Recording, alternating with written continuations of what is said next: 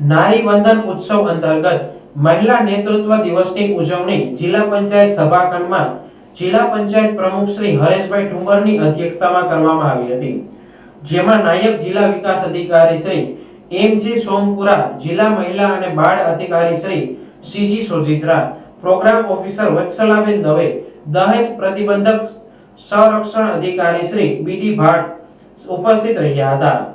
આ પ્રસંગે પ્રમુખ હરેશભાઈ ઠુંબરે મહિલાઓ દરેક ક્ષેત્રમાં આગળ વધે, સ્વનિર્ભર બને તેમજ નેતૃત્વ કરી દેશના વિકાસ માટે ભાગીદાર બને તે માટે મહિલાઓને આહવાન કરવામાં આવ્યું હતું।